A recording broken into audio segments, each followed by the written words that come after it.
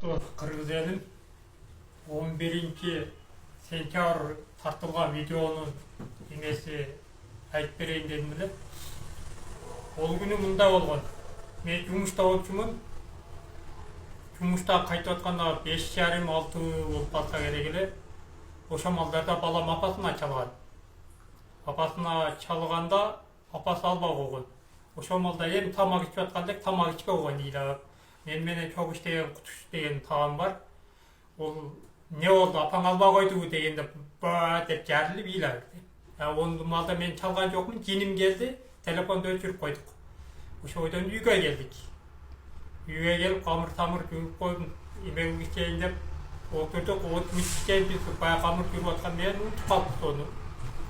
Кийин ол дагы мультигин көрөм деп баягы телефонду кармаганда апасын дагы эсте, анан апасына дагы звонок кылды.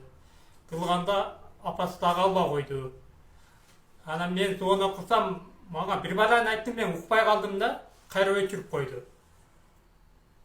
Ошентип кыйlı бир саат ашып чалдык, тегел болбой койду. Кээде занят кылып коет, кээде чормисокко киргизип коет, короче ар нерсе болуп атты да.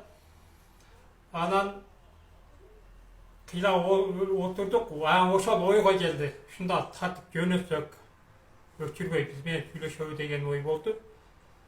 Onu балам уктаган эмес. Эми эң эмес уктаганда бир 2:30-2:00 уктайт. Ол өзүнөн сурасаңар деле айтып берсе керек.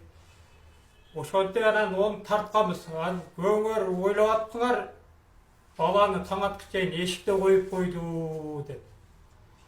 Мен баягы тартып туруп баланы эшикти жап деп анан кайра буякты үйдү тартып, кайра бурулдум го, ошол малда эле балам кирген эшиктен. Ол биз сүйлөшүп, бир эки жолу сүрөткө видеого тартылып, бириси чала болуп чыгып калды го.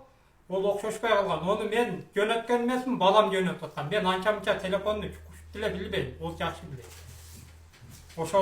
Ошондо болуп тартканбыз да, кыргыз элин. Эми силерден кечирим сурайм, бирок бул нерсенин мынчалык болуп кетишин мен ойлогон эмесмин.